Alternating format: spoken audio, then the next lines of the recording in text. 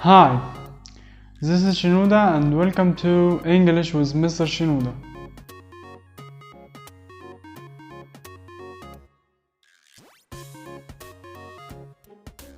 قبل ما نبتدي في درس النهارده ياريت لو ما كنتش اشتركت في القناة ياريت تشترك في القناة وتفعل جرس الاشعارات وتعمل لايك للفيديو لو عجبك وتستناني فيديوهات كتيرة جاية. تعال نبدأ في درس النهارده. Let's get started. النهارده هنتكلم في الفيديو ده عن تاني درس في كورس البيجنرز اللي هو هيكون عن ال indefinite articles.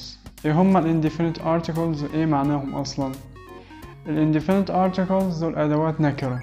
ادوات نكرة بمعنى يعني بيجوا قبل الاسم عشان ينكروه، عشان يبقوا نكرة، ما يبقاش فيه الف ولام. يعني في العربي ما يبقاش فيه الف ولام، بيبقى نكرة وبيجي قبل الاسم المفرد. تمام؟ A مفرد. تمام؟ A و an دول ادوات النكرة. طب ليه اتنين؟ طب ليه يعني هنحطهم قبل ايه؟ طيب nouns يعني اسماء، ممكن اسماء اشخاص او ممكن اسماء اماكن، ممكن اسماء حيوانات، وممكن اسماء اشياء. طب ليه هما اتنين ما بقوش واحدة بس؟ لا طبعا اكيد ما تعديش على علماء اللغة كده linguistics، اكيد عاملهم حاجة معينة. ال A تيجي قبل الكلمات او الناونز اللي بادئة بصوت ساكن consonant زي ما اخدنا في الدرس الاول. and تيجي قبل الكلمات اللي بتبتدئ بفاول. and بلس كلمة بتبتدي بصوت متحرك، واحنا اخدنا صوت متحركة A E I O U والسبيشال فاول طبعا السيمي فاول الواي. تعال نشوف امثله على الكلام ده. نشوف ال A بتيجي قبل A وال N بتيجي قبل A. يلا بينا let's get started. مثلا اول مثال a banana موزة. a banana ال A جاي قبل كلمة بادئة بصوت ساكن consonant A plus consonant. تمام؟ تعال نشوف an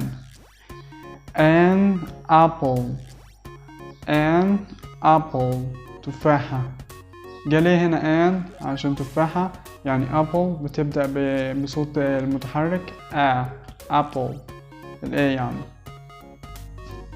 تعال نشوف أمثلة أكتر. يلا بينا.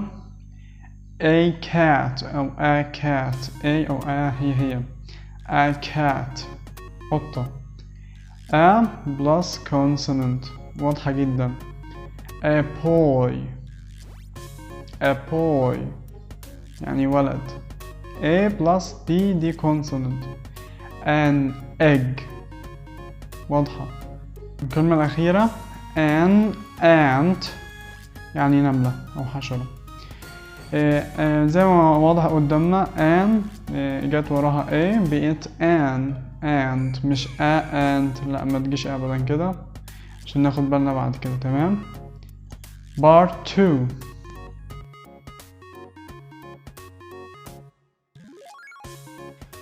تعال ناخد شوية أمثلة تاني نطبق على ال A و an عشان نفتكرهم أكتر ونقدر نستخدمهم fluently أكتر بطلاقة من غير ما نفكر ومن غير ما يعني كل شوية هنقول A و an في دماغنا. لا، خلي دماغك تشتغل على طول عشان ما تعملش analyze كل شوية remember و revise ومش عارف ايه. لا، احنا خلينا ننطق على طول عشان لما تيجي قبل كلمة ساكنة او كلمة بتبتدي بحرف ساكن هنقول A على طول.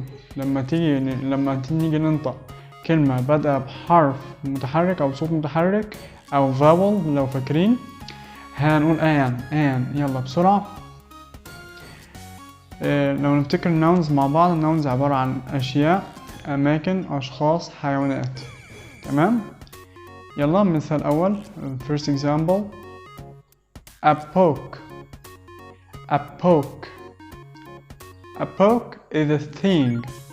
a poke is a thing when we read in it يعني كتاب زي ما احنا عارفين، بس هنا احنا خلينا نركز على A و an. A poke. تمام؟ عشان ابتدى بحرف او صوت ساكن. تمام؟ po consonant. اللي بعده a park. a park.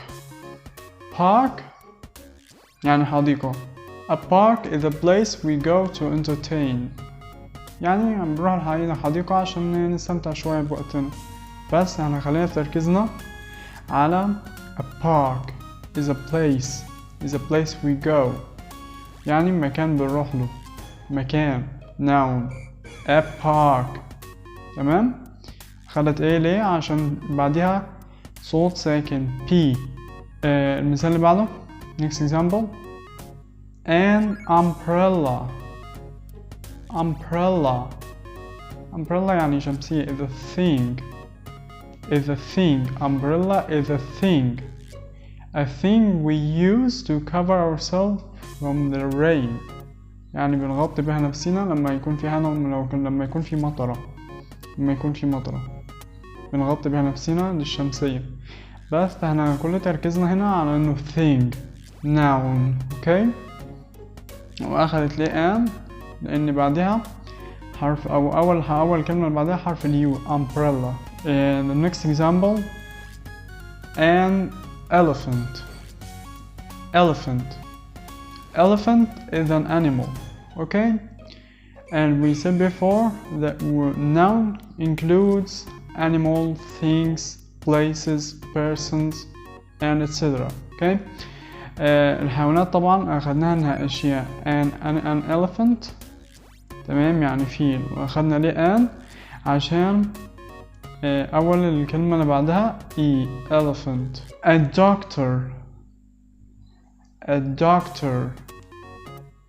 doctor يعني دكتور person وظيفة profession. تمام. اخدت لي ايه عشان وراء بتبتدي بصوت د صوت ساكن. تمام. a consonant. المثال اللي بعده orange برتقالة.